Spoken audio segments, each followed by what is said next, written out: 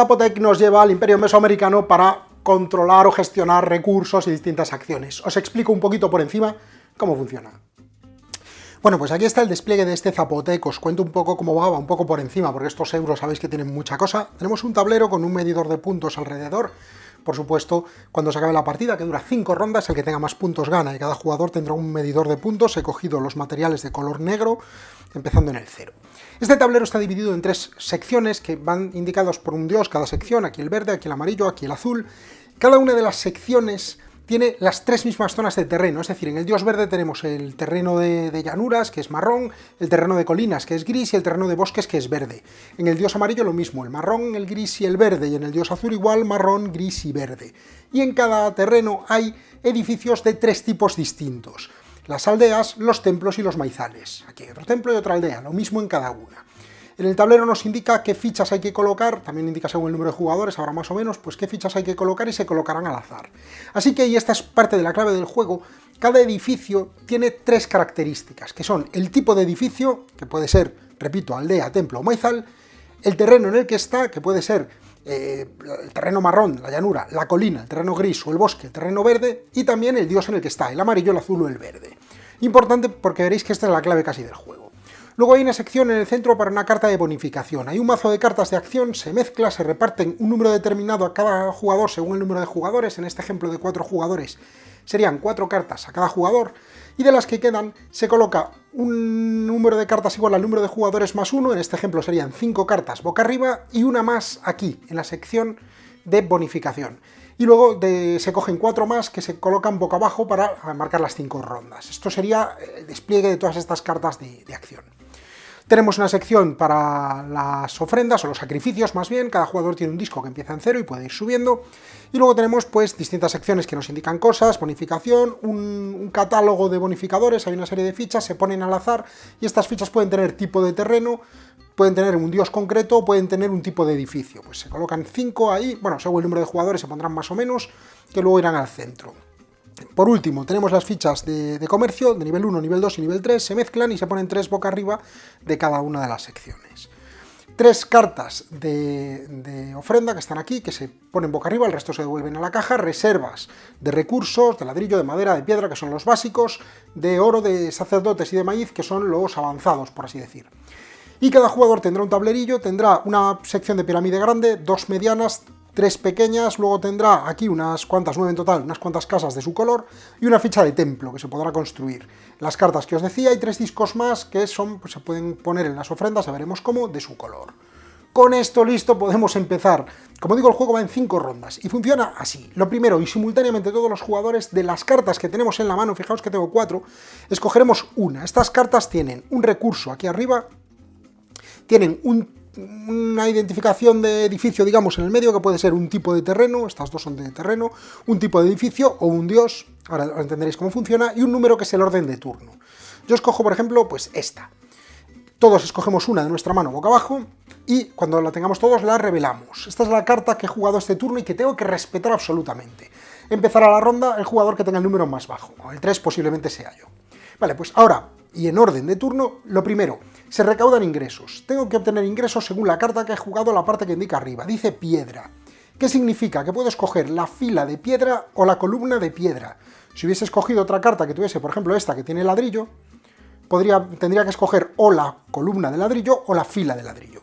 Inicialmente esto solo nos proporciona, aquí sería uno de piedra y aquí sería uno de piedra, pero veremos que podremos ir construyendo edificios. Supongamos que yo tengo este edificio aquí construido, si escojo esta sería uno de piedra, pero si escojo esta es uno de piedra más uno de ladrillo más uno de sacerdote.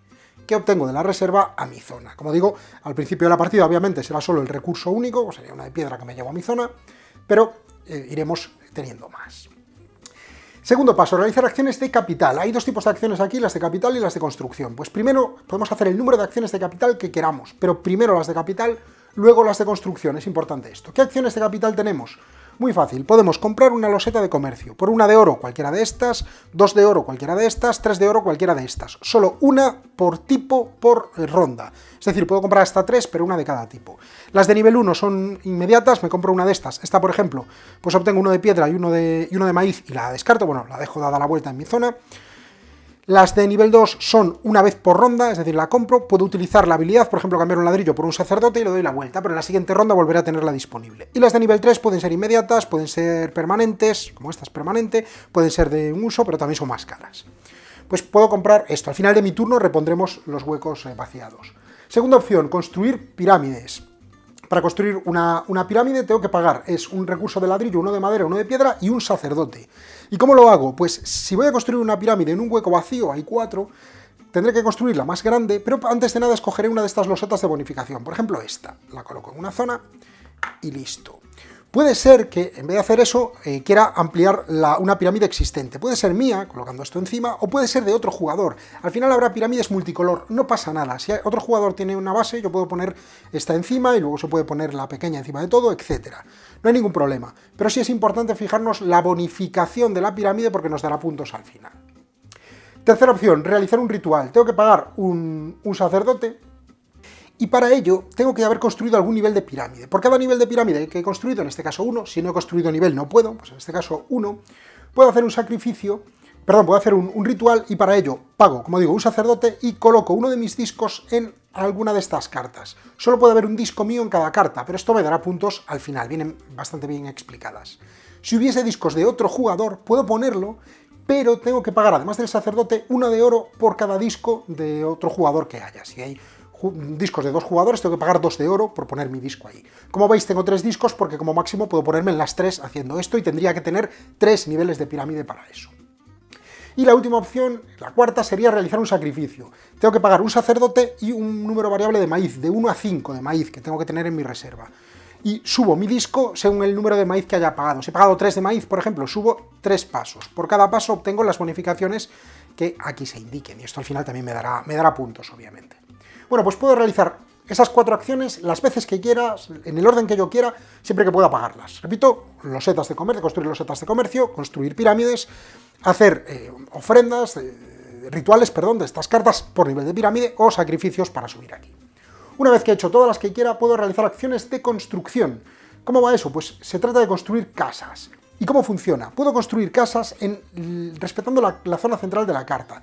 Si tiene un tipo de edificación, en este caso poblado, o aquí sería templo, puedo construir una de mis casas en cualquier sección del tablero que sea, en este caso, que sea de poblado. Es decir, aquí, aquí, aquí, aquí, aquí, no importa ni el terreno ni el dios, solo importa el tipo de edificación. ¿Cómo funciona? Si escojo, por ejemplo, esta, tengo que pagar, bueno, aquí nos dice cuánto nos cuesta, como es una casa de tipo poblado, tengo que pagar madera y adobe, o ladrillo, lo pago y simplemente coloco mi casita ahí, y esta ficha ahora la colocaré donde yo quiera para luego obtener los recursos como os explicaba antes. Si la carta, en vez de tener un tipo de terreno, hubiese tenido, por ejemplo, perdón, un tipo de edificio, hubiese tenido un tipo de terreno, puedo construir cualquier tipo de edificio, pero en este terreno. Si esta hubiese sido mi carta, pues podría construir cualquiera de estos o cualquiera de estos, de la misma manera. Y si tuviese un dios, por ejemplo esta, pues puedo construir cualquiera en esta zona. Simplemente eso es lo que nos lo va a delimitar. Bueno, pues yo construyo las casas pagando y listo. Una vez que hayamos hecho la acción de construir, pasamos a una cuarta fase, que es puntuar la carta de bonificación. Ahora puntuaré 2 puntos por cada casa que tenga en una sección que indique la carta de bonificación, en este caso en la sección de templo. Si tengo casas en secciones de templo, las secciones rojas, pues por cada una que tenga 2 puntos, aunque esto cambiará en cada ronda. Sumo los puntos y listo. Y por último robamos una nueva carta de acción. Yo he empezado la ronda con 4 cartas de acción y he jugado una. Bueno, me quedan 3. Pues ahora, de las que hay aquí, escojo una. Por ejemplo, voy a escoger esta. Así vuelvo a tener 4. Siempre acabo con el mismo número de cartas que empiezo.